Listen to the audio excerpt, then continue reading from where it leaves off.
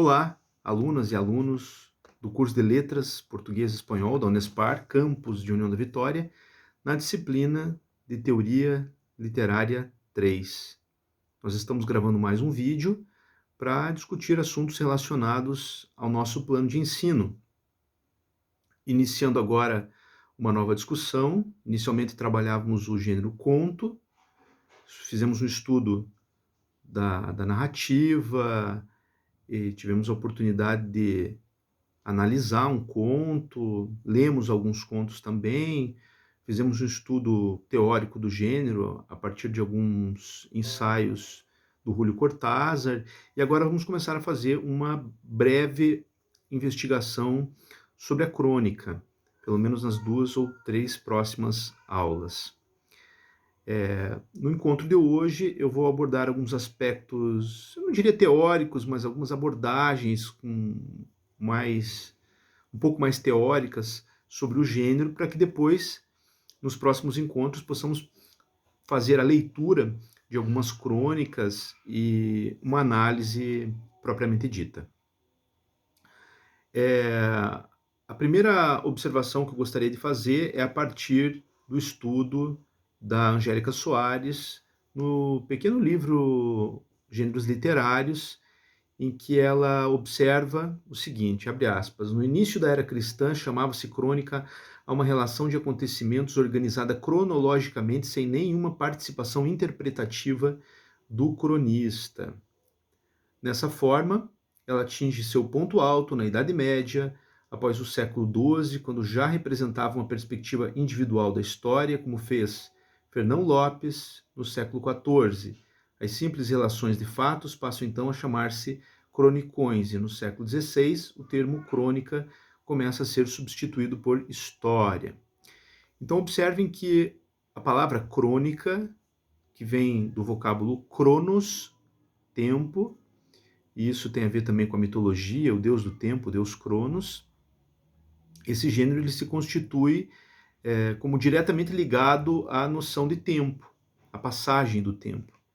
Portanto, na sua origem, segundo Angélica Soares, as crônicas aparecem como diretamente relacionadas à história, como uma representação da história, a crônica.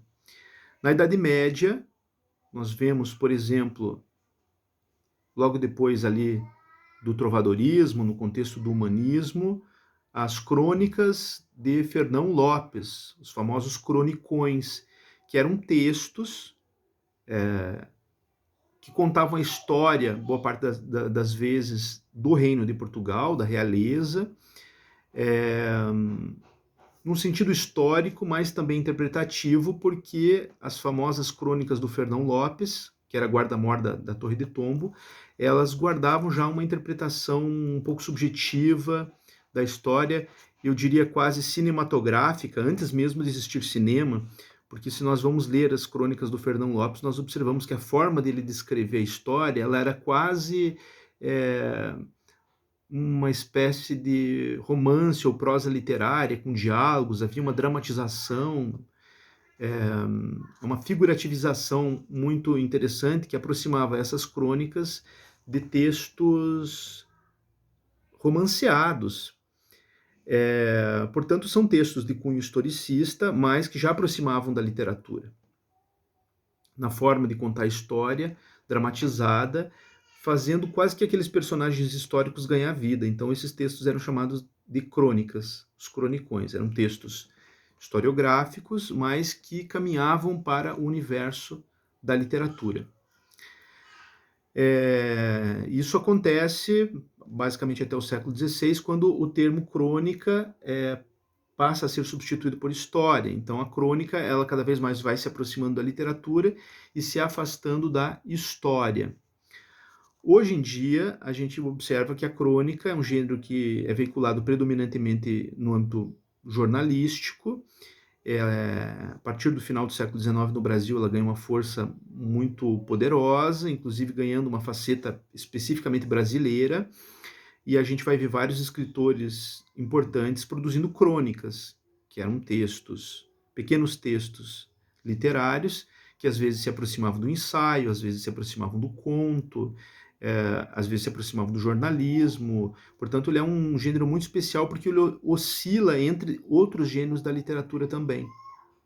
Eu diria que a crônica, na sua essência, ela produz uma espécie de namoro entre o jornalismo e a literatura. E é muito comum que vários cronistas escrevam jornalisticamente as suas crônicas, que depois são reunidas em antologias e publicadas como literatura.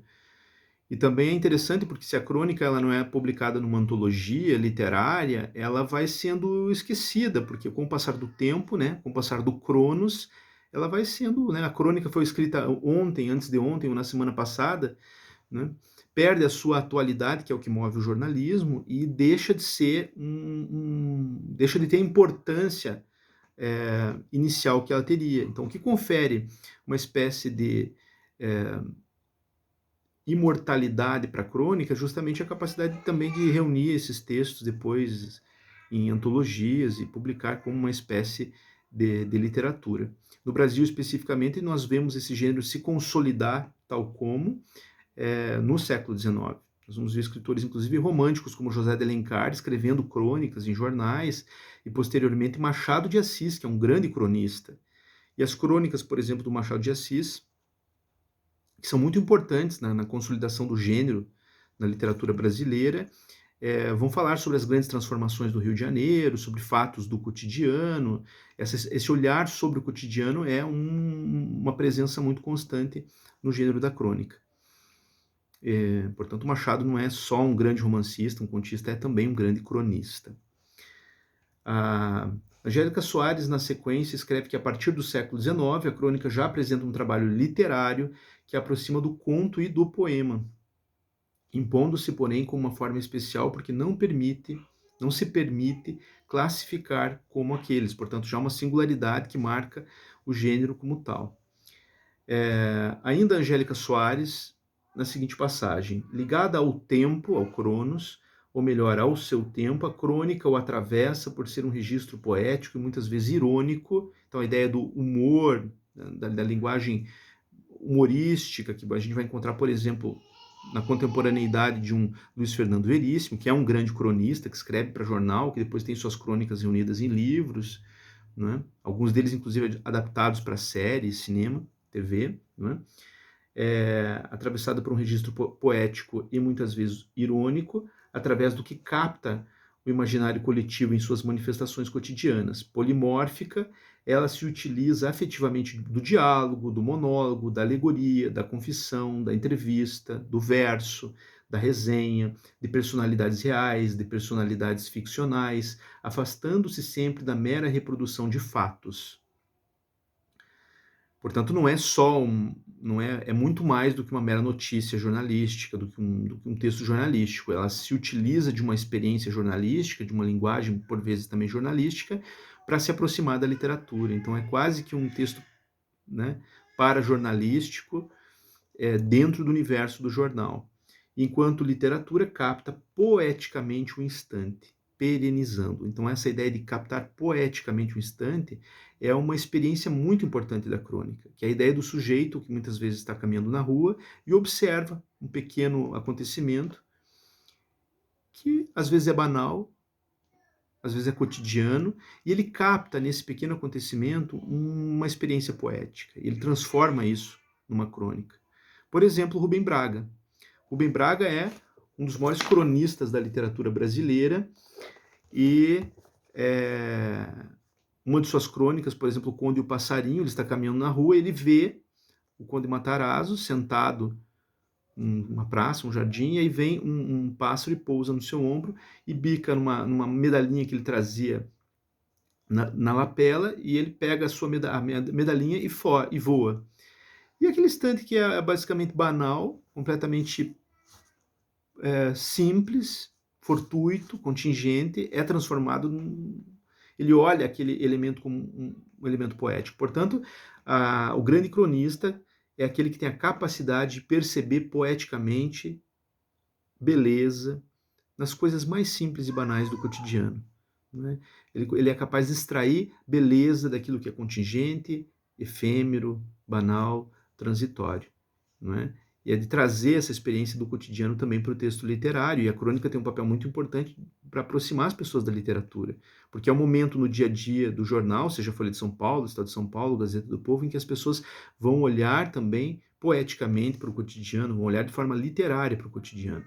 E naturalmente cada cronista tem a sua temática, tem a sua linguagem, muitos vão fazer mais crítica política, trazendo a política para refletir no seu texto de crônica, outros vão comentar textos literários, outros vão contar pequenas histórias, quase fazendo um pequeno conto, como José Castelo fazia no estado de São Paulo, em crônicas que posteriormente foram reunidas em um livro pela Leila Perrone Moisés, publicado pela, se não me falha a memória, Companhia das Letras, como contos. Eram pequenos contos e eram publicados inicialmente como crônicas em jornais. Então vejam que essa experiência, né, de ser conto ou crônica, muitas vezes ela também é muito sutil, porque quando um texto deixa de ser crônica e passa a ser um conto, não é?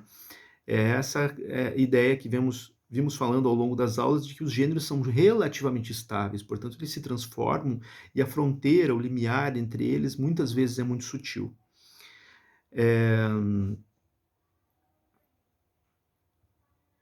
Seguindo.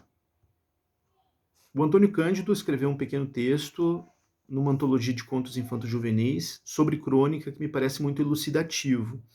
Diz ele que a crônica não é um gênero maior. Não se imagina uma literatura feita de grandes cronistas que lhe desse o brilho universal dos grandes romancistas, dramaturgos e poetas. Nem se pensaria em atribuir o prêmio Nobel a um cronista, por melhor que fosse. Portanto, parece mesmo que a crônica é um gênero menor. Eu discordo um pouco do Antônio Cândido, porque eu não acho que existem gêneros maiores ou menores. Ele pode ser menor no sentido do tamanho, mas não no sentido da sua potencialidade literária.